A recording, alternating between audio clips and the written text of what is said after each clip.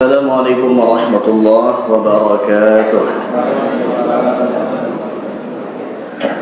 Alhamdulillahi rabbil alamin. Lahu an-ni'matu wa lahu al-fadlu wa lahu al-thana'u al-hasan. Wa ashhadu an la ilaha illallah wahdahu la sharika lah. Wa ashhadu anna Muhammadan 'abduhu wa rasuluhu. Wa safiyuhu min khalqihi wa khaliluhu. Adda al-amanah wa ballagha risalah wa nasaha lil ummah wa kashafa Allahu bihi al-ghummah wa jahada fillahi haqqa jihadihi hatta ataahu al-yaqin. Allahumma jazihi 'anna khayra ma jazaita nabiyyan 'an ummatihi wa rasulan 'an da'watihi wa risalatihi. Thumma amma ba'd. Para jamaah yang dimuliakan, mungkinkah aku masuk surga? Pertanyaan seperti ini tentu yang lebih tahu jawabannya adalah Allah Subhanahu wa ta'ala, karena Allah yang lebih mengetahui siapa yang layak untuk dimasukkan ke surganya. Apalagi Allah Subhanahu wa ta'ala menentukan dari awal 50.000 tahun sebelum diciptakan bumi, takdir itu telah ditulis.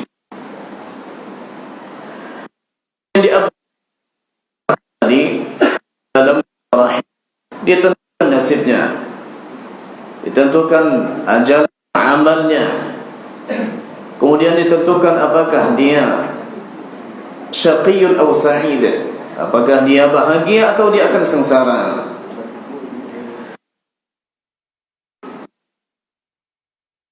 Wasallam oleh seorang sahabat, Suraqah ibn Malik radhiyallahu anhu, wahai Rasulullah, apa yang kita lakukan ini sekarang, apakah mengikuti takdir yang sudah dituliskan dan sudah kering dawatnya, atau yang kita lakukan ini sekarang memang kita yang membuatnya? Maka Nabi mengatakan, fima jaffat bihil maqadir, apa yang sudah tetap ditakdir. Lalu kalau begitu untuk apa kita beramal? Lalu Nabi SAW menjawab dengan jawaban, dan kita lihat nanti hasilnya bagaimana. Apa kata Nabi? I'malu fakullun muyassarun lima khuliqalah. Beramallah kalian, karena setiap orang akan dimudahkan untuk meniti takdirnya. Memang sudah Allah tentukan ini di surga, ini di neraka, dan itu tidak akan berubah.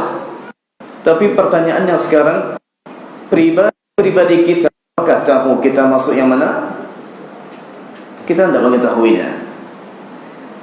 Maka minimal untuk menghibur diri kita, jika kita ingin tahu di mana Allah Subhanahu wa ta'ala, atau di mana posisi kita di sisi Allah Ta'ala, idza aradta an ta'rifa maqamaka 'inda Allah fa'rif aina aqamak. Jika engkau ingin tahu, ini tebak-tebakan, yang pastinya di sisi Allah Subhanahu wa ta'ala. Jika engkau ingin mengetahui di mana posisimu, kedudukanmu di sisi Allah Subhanahu wa ta'ala, maka lihatlah sekarang di mana Allah posisikan engkau, di mana Allah dudukkan engkau. Jika Allah dudukkan engkau di tempat yang paling Allah cintai, di masjidnya, maka insyaallah ta'ala kita termasuk yang akan baik Allah Subhanahu wa ta'ala. Pertanyaan Suraqah tadi, wahai Rasulullah, ini yang kita lakukan mengikuti takdir atau kita buat sendiri mengikuti takdir? Lalu untuk apa kita beramal? I'malu. Apa buah dari ucapan Nabi, i'malu, beramallah kalian, fakullun muyassarun lima khuliqalah? Kata Suraqah, aku tidak pernah bersungguh-sungguh ibadah yang lebih kecuali setelah mendengar sabda Nabi, i'malu fakullun muyassarun lima khuliqalah. Berarti ketika mendengar hadis tentang takdir, bukan kita malah pasrah. Kita baca hadis ini, kita baca juga untuknya. Suraqah mengatakan, tak ada aku yang lebih sungguh-sungguh beribadah kecuali setelah mendengar hadis ini. Maka terbalik dengan orang yang berpaham Qadariyah. Kemudian dalam hadis Nabi sallallahu alaihi wasallam juga disebutkan ada seorang lelaki yang mendatangi Nabi sallallahu alaihi wasallam dan mengatakan, wahai Rasulullah, ara'aita idza shallaitu shalawat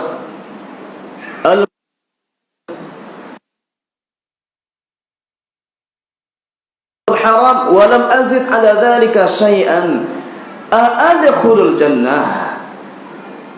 Wahai Rasulullah, mungkinkah aku masuk syurga? Sama dengan jika aku lakukan salat wajib, lalu aku puasa Ramadan, lalu aku halalkan yang halal, aku haramkan yang haram, dan aku tidak menambah sedikit pun dari itu. Berarti syariat zakat zahirnya belum, atau beliau tidak wajib zakat. Syariat haji sepertinya belum, karena itu baru diwajibkan tahun ke-9. Maka aku tak tambah dari yang demikian itu sedikit pun. Bisakah aku masuk syurga? Lalu Nabi SAW menjawab, "Na'am." Iya. Wallahi, kata beliau, la azidu ala dhalika syai'an, demi Allah aku tidak akan tambah sesuatu pun darinya.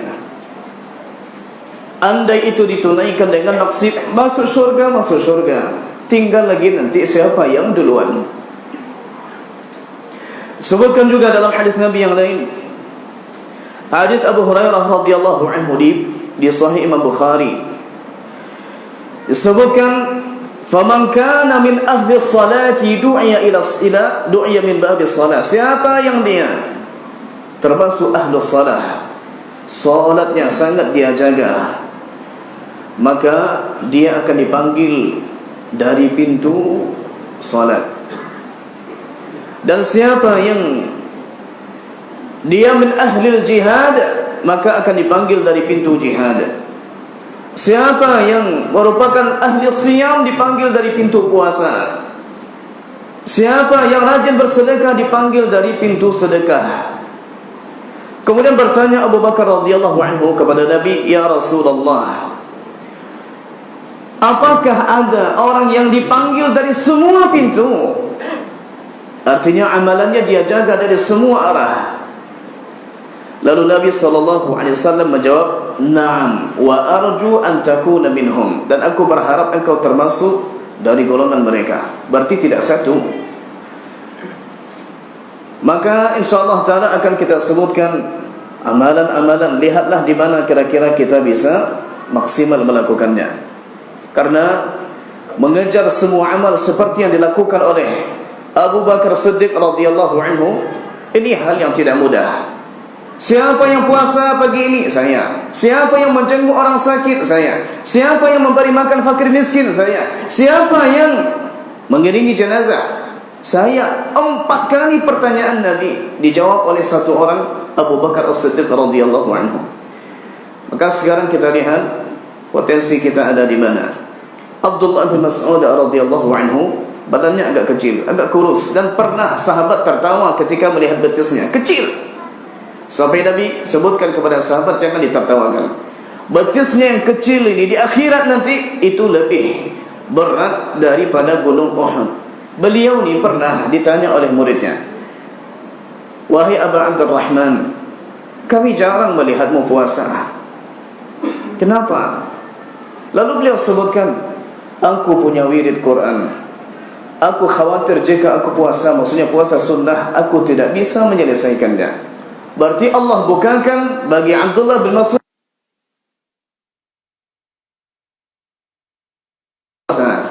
Lihatlah potensi-potensi kita untuk menjawab pertanyaan, mungkinkah aku masuk syurga? Mungkin, kalau kita maksimalkan ibadah kita. Kita lihat jamaah yang dimuliakan, apa saja hal-hal yang insyaAllah ta'ala bisa mendekatkan kita ke syurga Allah subhanahu wa ta'ala. Dan untuk kita ketahui, penduduk syurga itu terbagi 2. Ada as-sabiqun as-sabiqun, dan ada ashabul yamin. Dan ini Allah jelaskan di surat Al-Waqi'ah. Disebutkan lagi di surat yang lain, di surat Fatir, bisa nanti dilihat di ayat 31-32. Disebutkan penduduk syurga Itu ada sabiqah, ada muqtasidah. Ada yang mereka berpacu-pacu, ada yang menengah, tapi kebaikannya lebih banyak. Lalu Allah golkan masuk surga. Kondisi orang di akhirat, yang pertama sekali, orang yang pahalanya lebih banyak dari dosanya, maka dosanya akan Allah ampuni dan Allah akan masukkan dia ke dalam surga. Ini yang dimaksud dengan ayat yang kita baca, فَأَمَّا مَنْ ثَقُلَتْ مَوَازِينُهُ. Kemudian yang kedua kebalikannya, orang yang dosanya lebih berat, maka masuk dia. وَأَمَّا مَنْ خَفَّتْ مَوَازِينُهُ. Jika Allah tidak ampuni dosanya, maka dia akan disiksa, diazab dulu. Dan yang ketiga, datang pada hari kiamat 50-50, sama kebaikannya, sama dosanya dengan pahalanya. Maka menurut pendapat kebanyakan ulama tafsir, dia ditempatkan di suatu tempat namanya Al-A'raf, tempat tinggi, menunggu di sana. Dan diceritakan di surah Al-A'raf, lama mereka menunggu sampai disebutkan udkhulul jannah, masuklah kalian ke surga. Berarti tidak diazab, lama menunggu. Orang sudah masuk, sudah menikmati, tapi dia menunggu sedikit lama. Maka kita berharap insyaAllah ta'ala, kalau masuk surga as-sabiqun yang pertama-pertama. Bahkan kalau bisa menjadi tetangga Nabi SAW, menemani Nabi. Seorang sahabat sebagaimana hadis di Sahih Muslim, Rabi'ah ibnu Ka'ab al-Aslami, beliau yang sering mendatangkan air wudu Nabi. Lalu Nabi bertanya kepadanya, "Ya Rabi'ah, sal." Wahai Rabi'ah, engkau sampaikanlah, sal, yakni sampaikan permohonanmu. Di Sunan Ibnu Majah, beliau tidak langsung menjawab, bingung mau jawab apa. Tapi di Sahih Muslim disebutkan, "Ya Rasulullah, as'aluka murafaqataka fil jannah." Wahai Rasulullah, kalau aku meminta, yang ku minta adalah bisa menemanimu di surga. Kalau menemani di surga, berarti tak mungkin masuk surga kelas bawah, karena tak mungkin Allah Subhanahu wa ta'ala memberikan kepada Nabi yang bawah-bawah. Pasti surga Firdaus yang paling tinggi.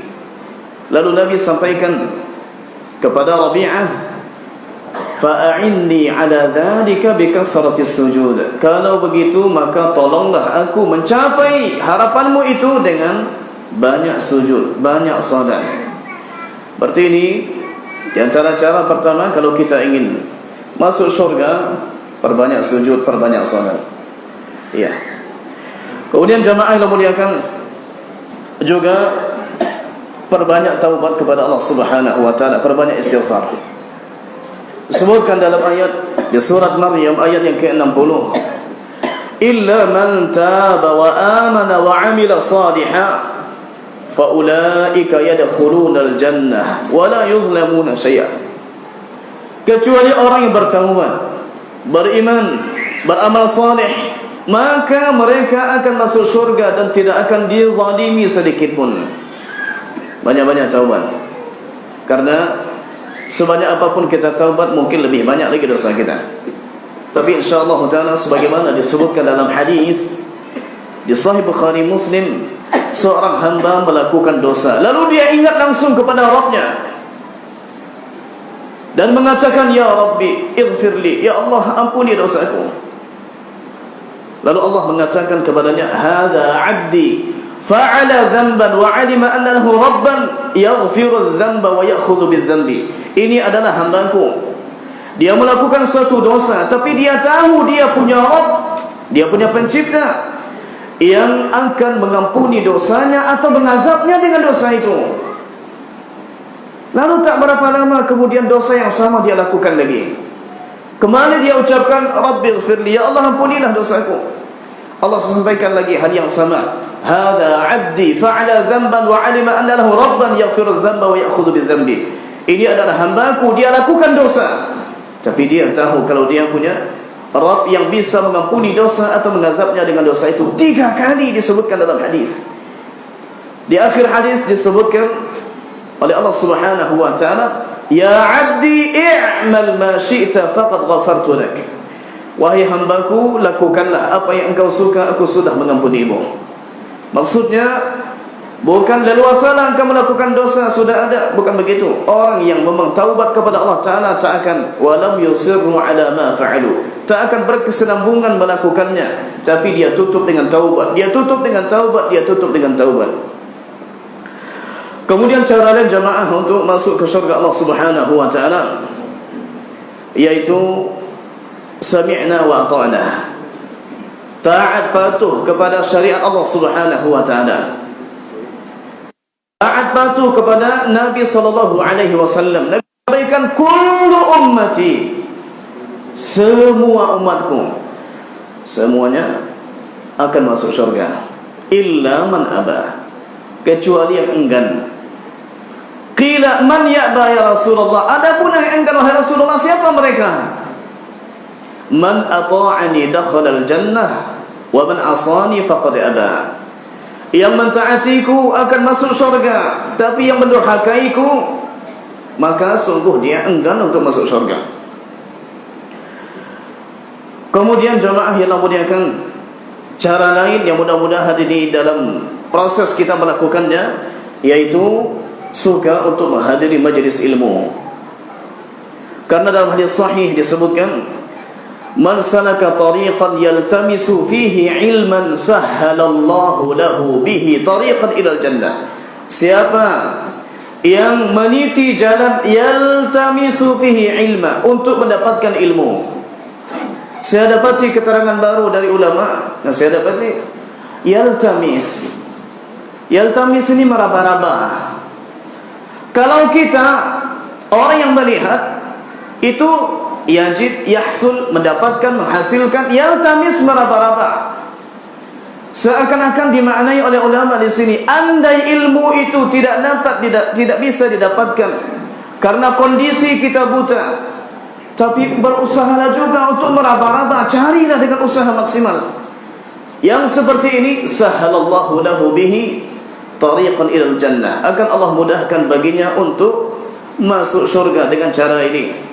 Minimal sebagaimana kita sampaikan sebelumnya, tak paham satupun hadis yang dibaca, tak paham, ini tak paham, minimal keluar dari pintu ini dikatakan kepada kita, qumu maghfuran lakum, bubarlah kalian dalam keadaan dosa kalian diampuni, dan ini sudah cukup.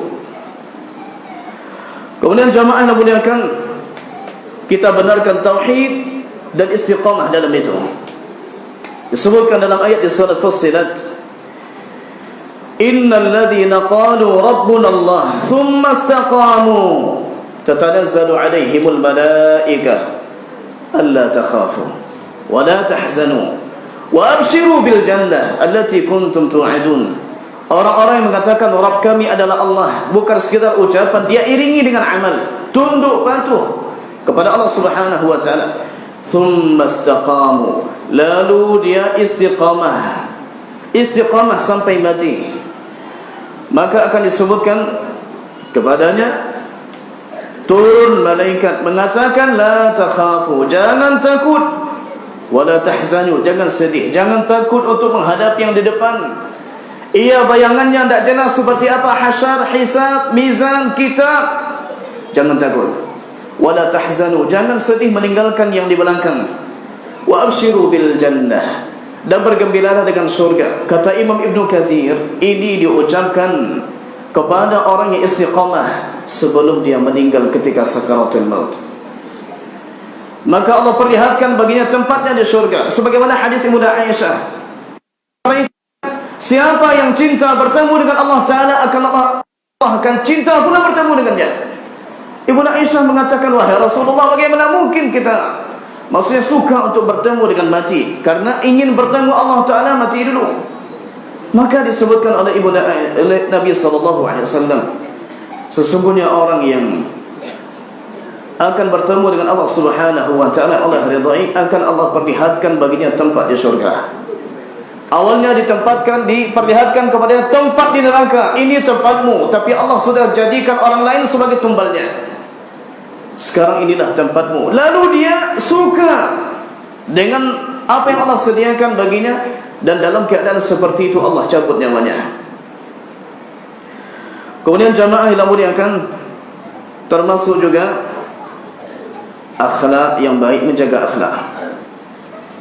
Dan ini akan sangat lebih cepat untuk dilakukan oleh orang-orang yang sudah tahu dengan hidayah sunnah, sudah sering mengaji, pandai-pandai menjaga akhlak.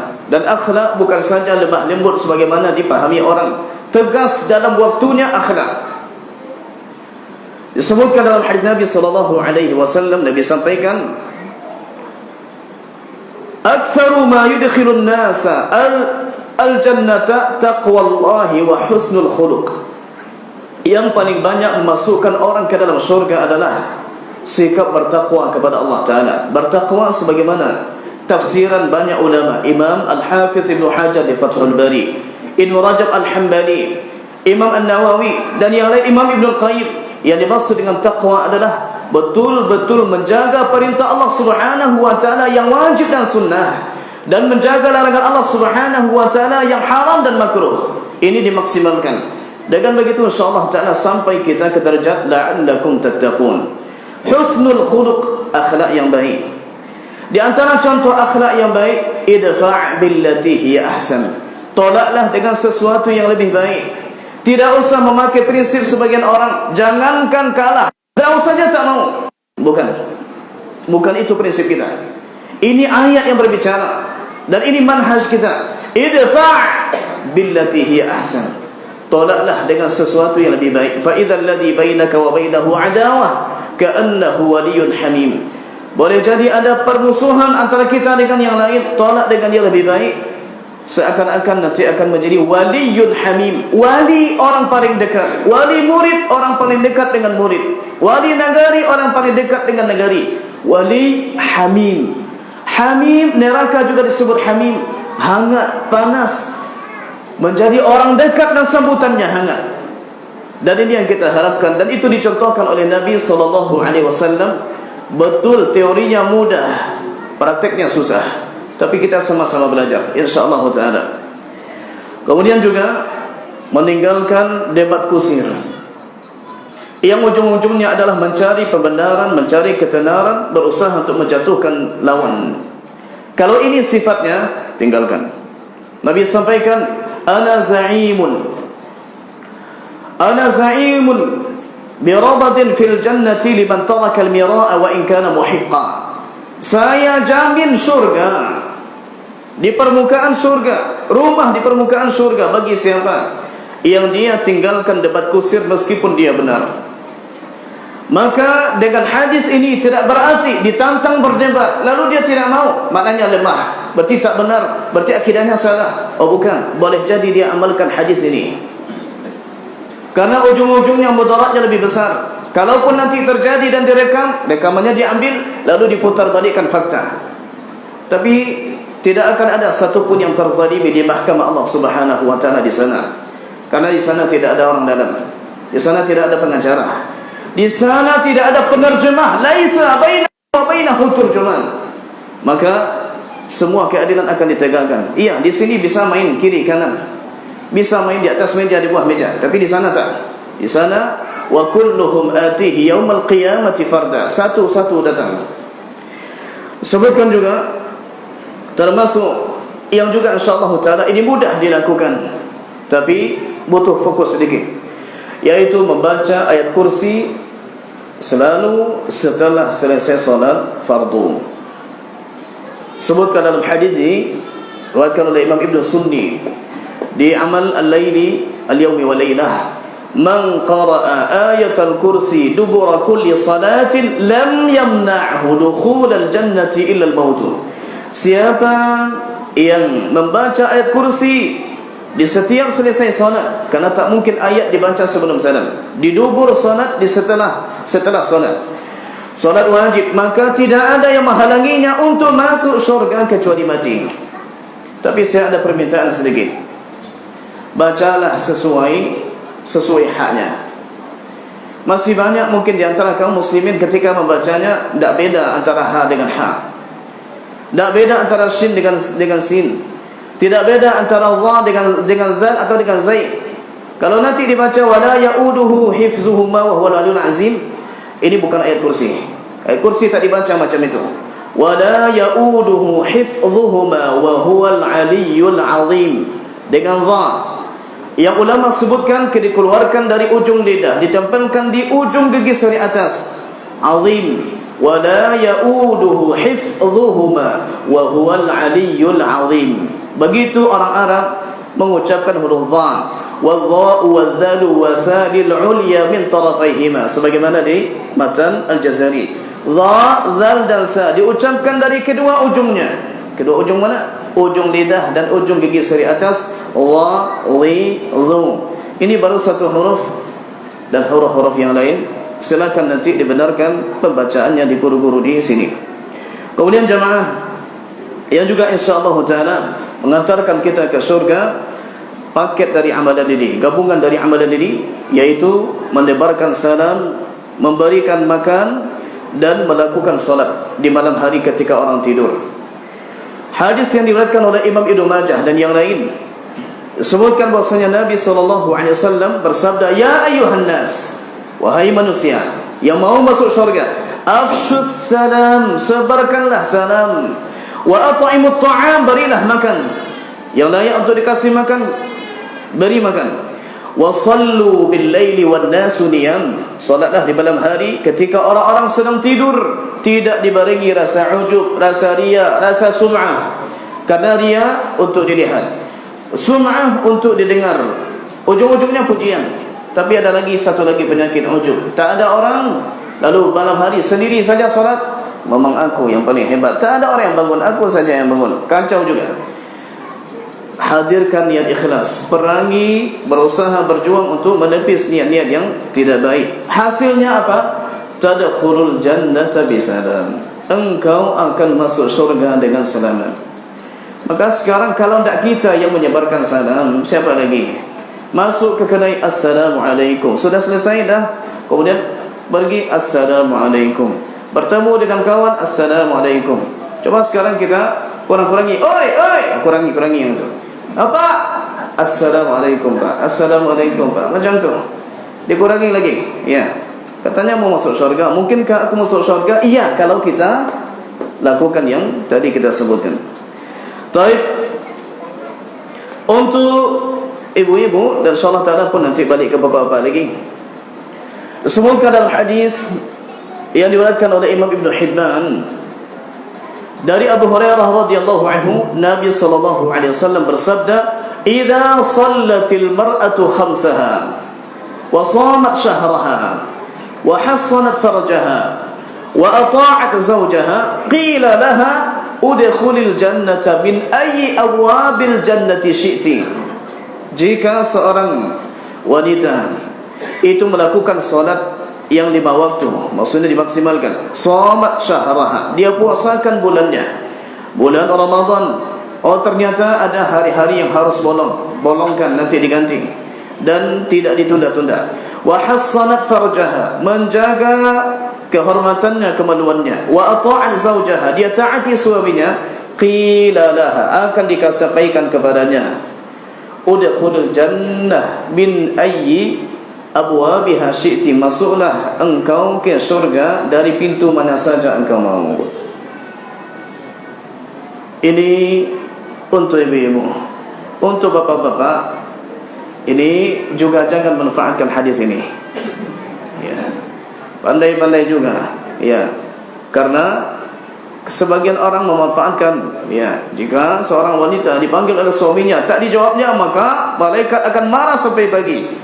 Tapi dia lakukan hal-hal yang lain yang salah. Siapa saja menzalimi, Allah Subhanahu wa taala melaknat orang yang zalim. Siapa saja.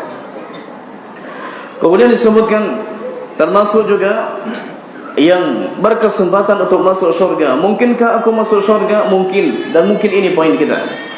Dalam hadis di Sahih Bukhari, Nabi bersabda, "Ana wa kafilul yatim hakadha fil jannah."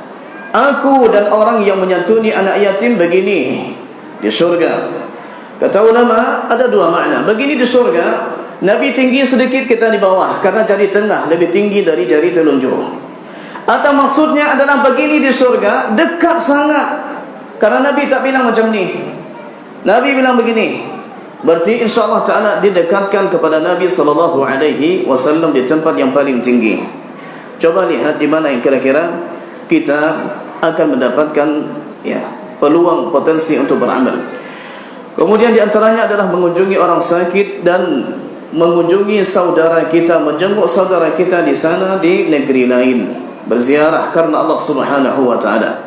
Sebutkan dalam hadis yang diriwayatkan oleh Imam Ibnu Majah, Tirmizi dan yang lain dengan sanad yang hasan, Nabi bersabda, "Man 'ada maridan aw zara akhan lahu fillah, nadahu munadin, tibta wa taba mamshaka wa tabawwa'ta minal jannati manzila." Siapa yang mengunjungi orang sakit atau menziarahi kawannya di tempat lain karena Allah, fillah, karena Allah, dalam rangka mengangkat kalimat Allah Subhanahu wa taala, bukan karena kepentingan, bukan karena kebutuhan, lantas sasak baru tiba, bukan karena itu, tapi betul-betul karena ingin untuk menjaga hubungan silaturahim ukhuwah fillah, maka akan disampaikan kepadanya, tibta, semoga engkau baik, wa taba mamshaka, semoga jalanmu selalu baik, wa tabawwa'ta minal jannati manzila, dan semoga engkau mendapatkan tempat di surga Allah Subhanahu wa taala.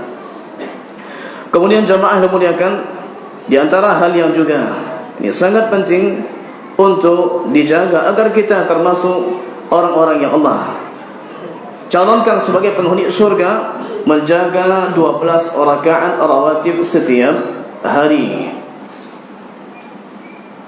khususnya bagi kita yang muqim.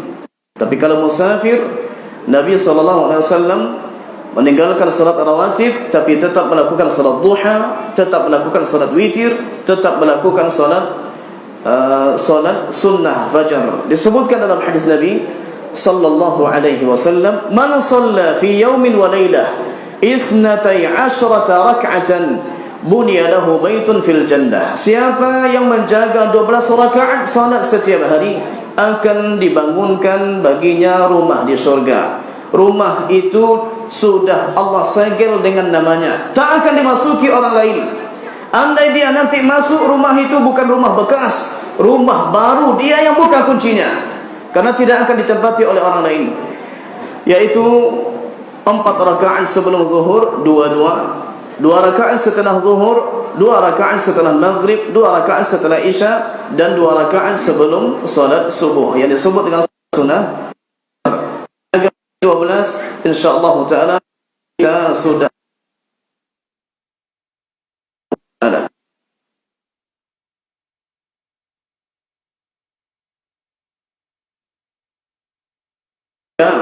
selalu menjaga, la yuhafidhu 'ala al-wudu'i illa mu'minun, tidak menjaga wudu kecuali orang mukmin iman yang sempurna. Disebutkan bahwasanya Nabi wasallam bertanya, "Lalu ma 'amalin 'inda fa sami'tu dafala 'alaika fil jannah." Wahai Bilal, apa mungkasmu? Apa aku mendengar bunyi terompamu ada di surga sana? Lalu beliau ceritakan, "Wahai Rasulullah, amalan berhadas, tapi setiap aku berhadas lepas, maka aku berwudu, salli Allah an yaktubali, lalu aku melakukan salat yang Allah berikan untukku." Maksudnya salat sunnah wudu. Maka ini jamaah, ini juga dilakukan insyaallah taala. Mana tahu kita lakukan ini, kita dipanggil dari sekian pintu. Kemudian dalam hadis yang disebutkan di Sahih Bukhari, Nabi sallallahu alaihi wasallam bersabda, "Man bana lillahi masjida, banallahu lahu baitan fil jannah." Siapa yang membangun masjid, rumah Allah, Allah akan bangunkan baginya rumah di surga. Berarti kalau rumahnya untuk kita, insyaallah taala kita akan masuk surga. Disebutkan lain, walau kamifhasi qitatin, meskipun hanya sebesar tempat yang menjadi pijakan burung pipit. Sebagian mengatakan meskipun hanya sebesar sarang burung pipit, dan itu kecil, tapi ini insyaallah taala berpotensi untuk mengantarkan kita ke surga. Kemudian apalagi rutin berzikir kepada Allah Subhanahu wa taala. Di antaranya adalah la ilaha illallah, subhanallah, walhamdulillah, wa la ilaha illallah, wallahu akbar. Yang rajin latihan insyaAllah terbawa nanti ketika dia akan mati. Man syabba ala syai'in syaba alaihi, wa man syaba ala syai'in mata alaihi. Siapa yang terbiasa di waktu syabab dia melakukan amalan, maka Allah subhanahu wa ta'ala, maka itu akan terbawa baginya sampai ketika dia sudah syaibah, dia sudah beruban. Dan dia biasakan ketika dia beruban, maka juga dia akan terbawa ketika dia mati. Dan disebutkan dalam hadis sahih juga, disebutkan dalam hadis sahih Rasulullah mengatakan, innallaha idza ahabba 'abdan ista'mala. Jika Allah subhanahu wa ta'ala mencintai seorang hamba, Allah akan memakainya. Ista'malahu. Lalu ditanya, kaifa ista'malahu? Bagaimana Allah memakainya? Maka disebutkan, Allah berikan bimbing dia untuk melakukan amal salih, yuwaffiquhu li'amalin salih, thumma yaqbiduhu alaihi. Allah berikan, Allah tuntun, Allah bimbing dia melakukan suatu amal salih, lalu Allah matikan dia dalam keadaan amal itu. Yang rajin sujud berpotensi untuk mati dalam keadaan sujud. Dan pernah suatu ketika saya diundang khutbah di sebuah masjid di Mesir, kawan kita sama-sama di kuliah, lalu mengatakan kalau ayah saya muadzin. Saya bilang, mana ayah? Mana ayah antum? Kita ingin salam kepadanya. Katanya ayah saya sudah meninggal. Tapi beliau ceritakan, dahulu pernah sekali ketika maghrib beliau azan, orang-orang datang ke masjid melakukan salat sunnah sebelum maghrib, dan ini juga sunnah Nabi sallallahu alaihi wasallam.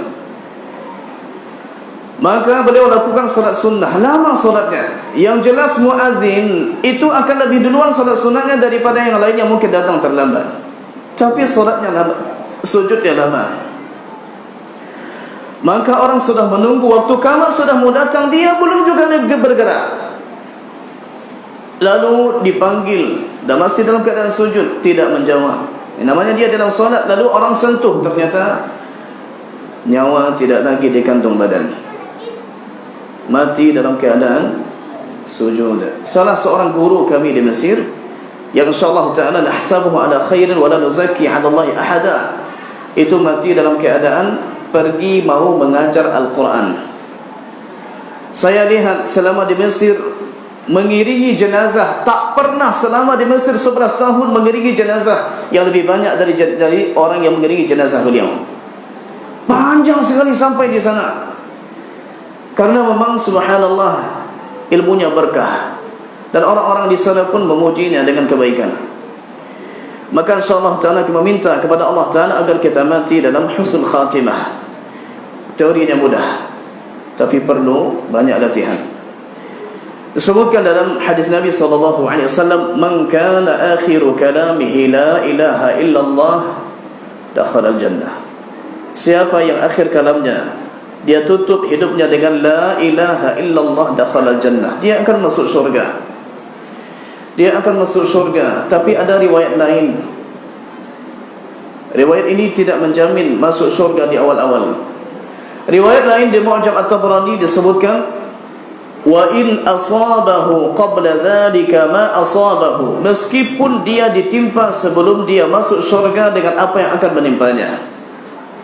Artinya jika dosanya belum Allah ampuni dan dia tutup hidupnya dengan la ilaha illallah, tanda husnul khatimah, bisa saja nanti masuk sebentar ke tempat lain, lalu dicuci, dibasuh, dimandikan di sungai Haya atau Hayah, dan setelahnya dimasukkan ke surga Allah subhanahu wa ta'ala. Kemudian jamaah yang dimuliakan, ketika kaum muslimin berada di Khaybar, maka Nabi SAW menyampaikan kepada Umar, nadi finnas, tolong engkau iklankan, suarakan di orang banyak. Apa yang akan disuarakan?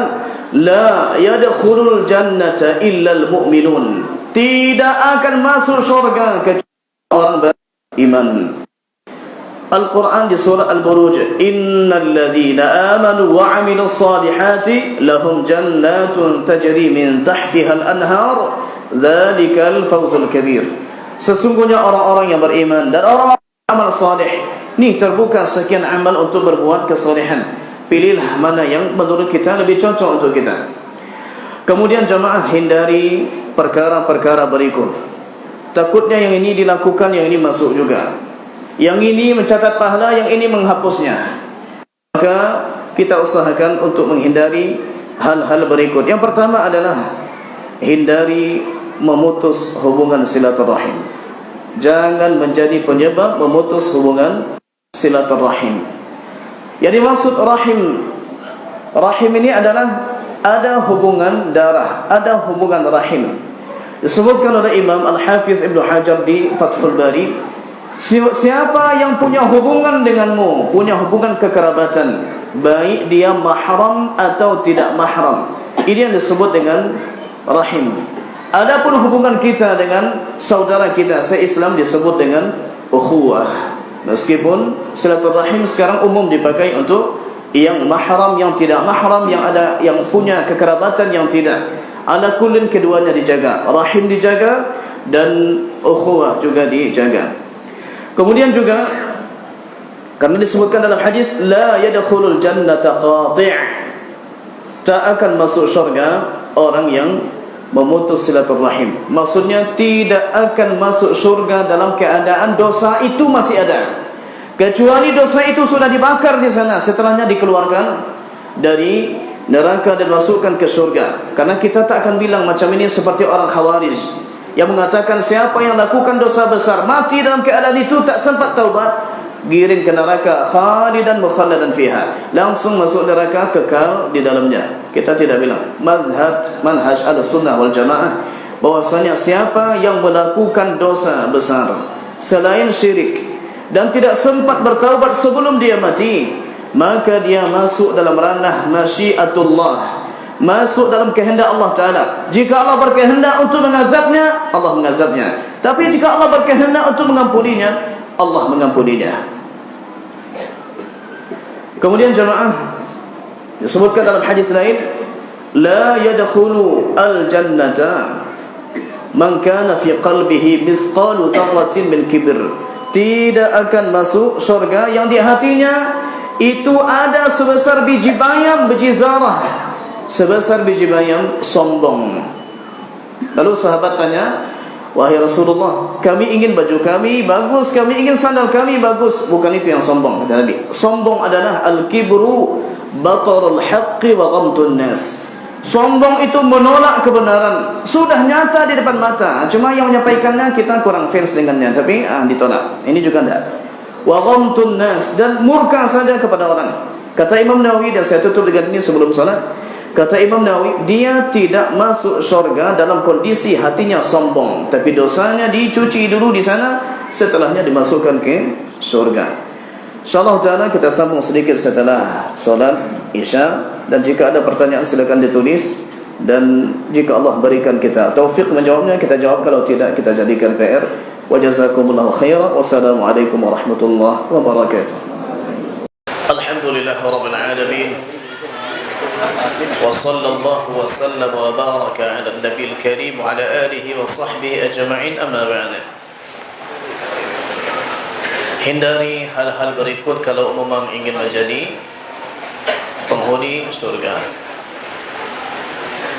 Di antara hal lain yang juga harus dihindari adalah yaitu menghindari bergunjing, menyebar gosip. Disebutkan dalam hadis sahih, la yadkhulul jannata nammamun. Tidak akan masuk surga orang yang senang melakukan namimah.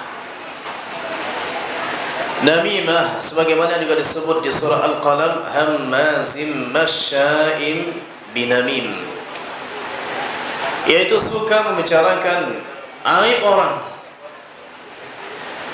Lafaz yang agak mirip sedikit, dan juga hadisnya di Sahih Bukhari, la yadkhulul jannata qattatun, tidak masuk syurga qattat.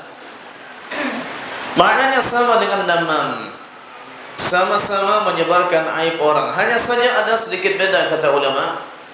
Kalau namam, hal yang dia bicarakan sebelumnya dia hadir di majlis, memang ada dia di majlis, keluar dari majlis dia sebarkan aib.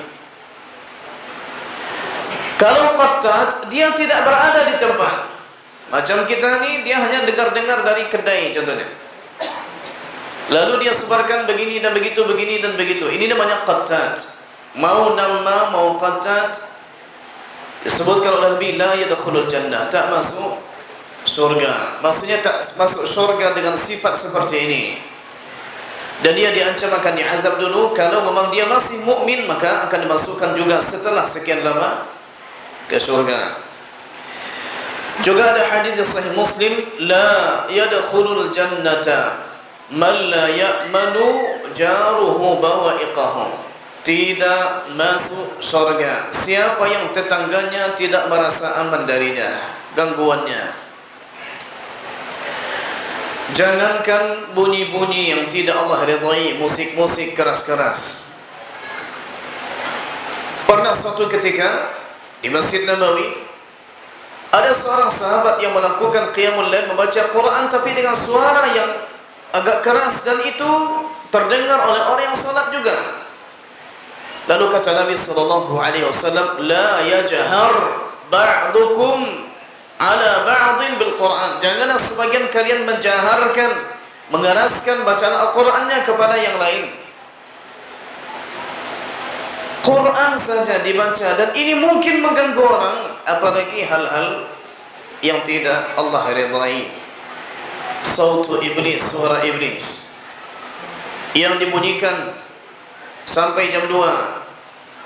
Atau kita sedang walimah, tak ingat tetangga di sana ini sedang punya anak, musik keras-keras, diundang artis bergoyang-goyang. Jika Nabi SAW menikah dengan ibunda Juwairiyah setelah perang Bani Mustaliq, maka masuk Islam Bani Mustaliq semuanya. Berarti Nabi menikah, orang masuk Islam. Sebagian kaum muslimin dia menikah, orang masuk neraka. Dengan apa yang dia lakukan? Diundang. Tidak mungkin orang datang di sana lalu membawa kain untuk menutup matanya. Pasti akan melihat juga. Dia yang fasilitasi. Meskipun dia tidak lakukan, dia yang menjadi penyebab. Sama saja contohnya seorang yang sudah sering pergi haji, menjadikan tempat di rumahnya, mudah-mudi datang. Pak, boleh pinjam tempat Pak? Silakan tuh di belakang sana, saya solat dulu ya. Ternyata yang ini melakukan yang tidak senonoh, yang Pak Hajinya pergi solat. Tak masuk yang seperti ini, membiarkan orang lain jatuh kepada maksiat karena sebab kita. Kemudian jamaah yang dimuliakan, yang tidak kalah penting, bahkan kita jadikan dia nomor 1 dalam masalah ini, yaitu meminta kepada Allah Subhanahu wa taala dengan doa, dengan munajat untuk dimasukkan ke surga. Jika Nabi SAW meminta kepada Allah Subhanahu wa taala, Allahumma inni as'alukal jannata wa a'udzu bika minan nar. Ya Allah, sesungguhnya aku meminta kepadamu surga dan aku berlindung kepadamu dari neraka. Dan di hadis lain dengan lafaz yang sedikit panjang, Nabi SAW mengajarkan, Allahumma inni as'alukal jannah wa ma qarraba ilaiha min qawlin aw amal, wa a'udzu bika minan nar wa ma qarraba ilaiha min qawlin aw amal.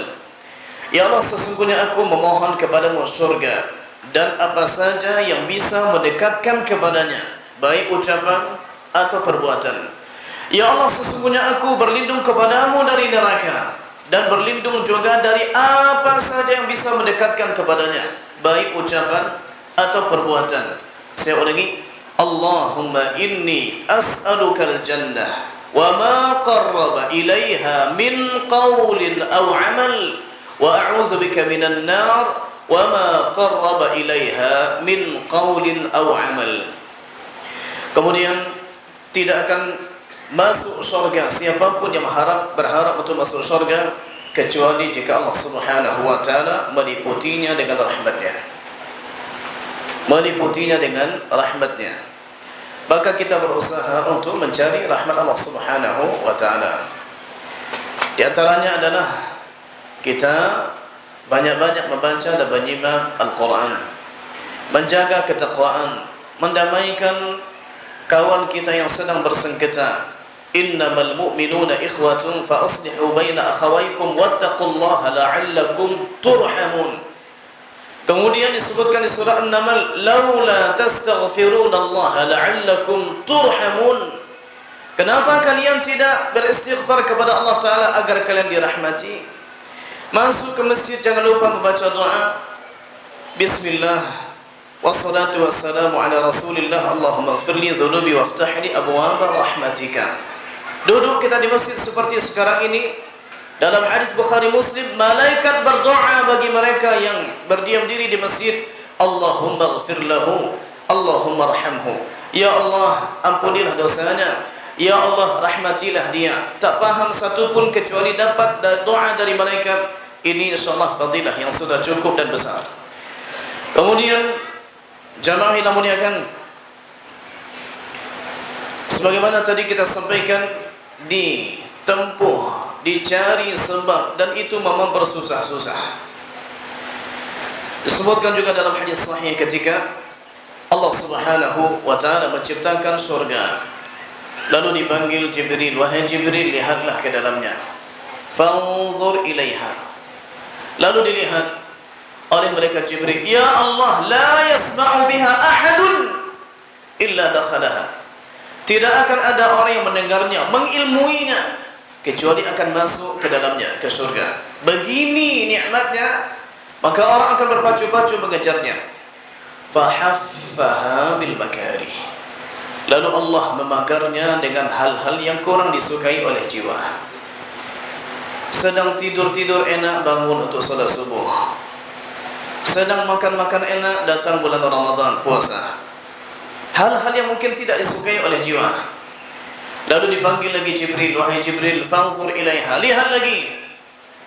Lalu Jibril ketika melihatnya, ya Allah, kalau begini rintangannya, aku khawatir tidak ada yang akan masuk ke dalamnya. Lalu diciptakan neraka, wahai Jibril, lihatlah. Dilihat pemandangan yang mengerikan. Jibril mengatakan, ya Allah, jika mereka tahu begini mengerikan neraka, maka tidak akan ada yang memasukinya. Fahaffaha bisyahawat. Lalu Allah Subhanahu wa taala memagarinya dengan syahwat, dengan hal-hal yang disukai oleh nafsu. Dipanggil lagi, fanzur ilaiha, Jibril lihat. Lalu dilihatnya, ya Allah, kalau begini rintangannya, aku takut tidak akan ada satupun hambamu kecuali akan memasukinya. Berarti ini butuh perjuangan.